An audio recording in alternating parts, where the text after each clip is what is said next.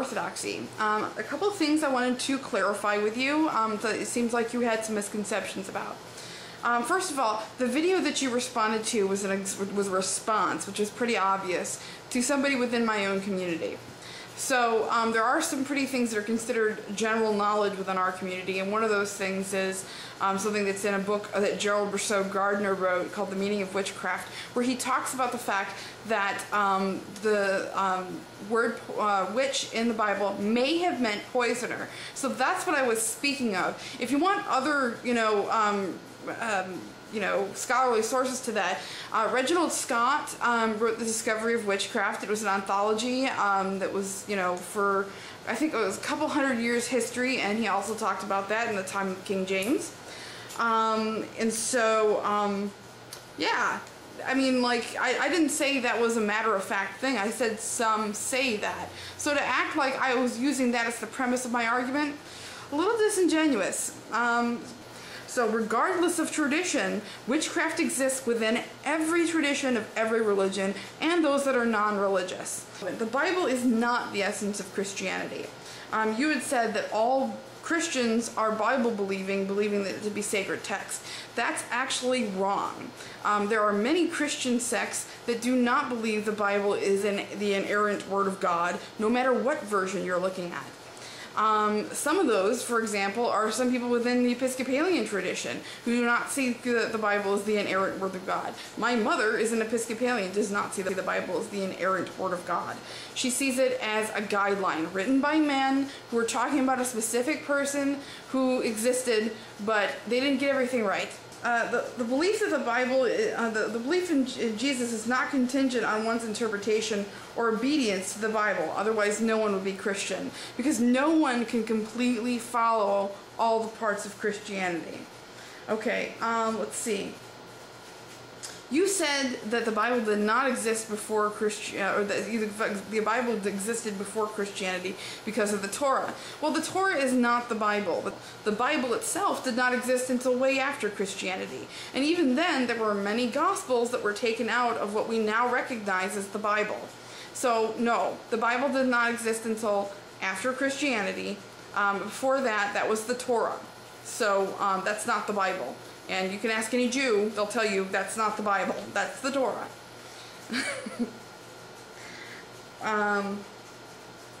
Let's see. The Bible as we know it is the work of Constantine and the Council of Nicaea. There was a second Council of Nicaea also that did further editing and further loss of credibility to the original message. And he may have changed the religion, and I'll give you evidence. These things are common knowledge, and some of them I have cited sources for, and others you can pretty much figure out for yourself. Number one on my list, Lucifer, a Roman god, got into the Bible. The new international version of the Bible does not recognize Lucifer as a name for Satan or any other deity within the Bible. The reason is because this is a Roman word. How would a Roman word get into the Bible unless it was being retranslated by Romans, therefore by Constantine, because Constantine was the Roman Empire and therefore trying to push Christianity on his people to further unify them so that the Roman Empire wouldn't fall, which it eventually did. But you know what? That's not the point. Mithras/Horus, the sun god correlations. One thing you should know about Constantine is that before his deathbed conversion to Christianity, that's right, he didn't convert to Christianity until he was on his deathbed, and even that is suspect. And you can look that up. There's a book called, let's see, here we go, Concise History of the Jewish People, page 102, talks about the suspectness of the deathbed conversion of Constantine.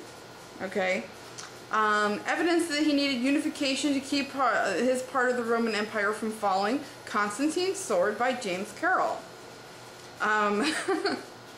The Mysteries of Mithras, page 46, talks about the sun god correlations between Jesus and Mithras and or Horus. And there are plenty. Mithras, of course, is a sun god, and there's a lot of people who will claim that the life of Jesus was meant to mimic an allegory of the sun. Everything down to the 12 houses versus the 12 apostles. Let's see. So then, what I wanted to talk to you about is how it is that, you know, there's different forms of Christianity, because your Greek or Orthodox, and no disrespect to your own faith, you have the right to that belief, but there are plenty of other types of Christianity out there. And one thing you should know about is that that Christianity is a very syncretic religion. It took parts from other religions to make its own religion. For example, Christian holiday. You could name me any Christian holiday and I can give it a pagan origin. Let's see. Practices that were syncretic from the pagan religion into Christianity: baptism, communion, use of candles and incense, consecration. Of course, then there's plenty of symbols, including the cross, which is originally Brigid's cross, and the fish, which is a symbol for Horus, whose astrological sign was Pisces, the fish. In order to find the essence of Christianity and how it can be brought into other religions and how it is that that can be part of a religious and syncretic system, would be to talk about the Nicene Creed, which is basically something that Constantine set up, which you agreed with me that Constantine did make the Bible and therefore helped the church as we see it now. The Nicene Creed was kind of laid out what it is that Christians are supposed to believe.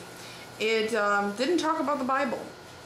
It said, we believe in one God, both, and the way that can be seen as pagan is that there are a lot of people, especially Eastern traditions, that they believe in one God, but one God is many gods. We believe that Jesus is the Son of God, the light of light, it says.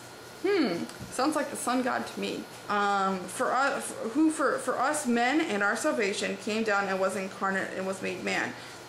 There's my salvation thing that I talked about in the last video. So there it is right there in the Nicene Creed, that Christians believe that Jesus is their salvation.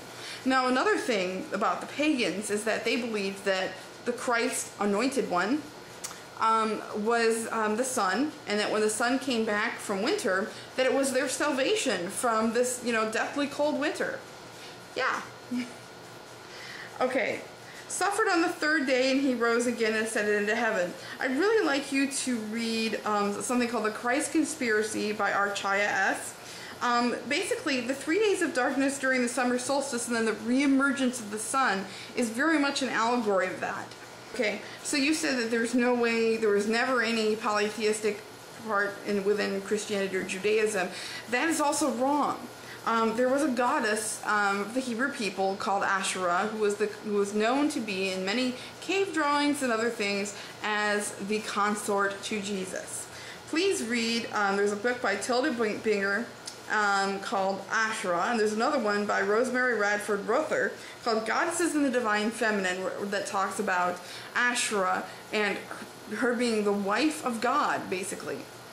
In my last video, I talked about Santeria, Rosicrucianism, Gnostic Christianity, Christian Wicca, and there's actually even Christian Druids. So yes, there are a lot of Christian syncretic paths out there. You have your Christian path and they have theirs, but that doesn't mean they're not Christian. They very much are. When someone has to repeat something over and over again within their text, they're trying to nail it into the people. And the thing is that when you protest so much that Yahweh is the one and only God, it makes you think that, you know what, he probably isn't. It's just that, you know, these are the influences of a male-dominated society on something that used to be more equal. When you want to control the people, you make it a male-dominated society and cut out half the power immediately.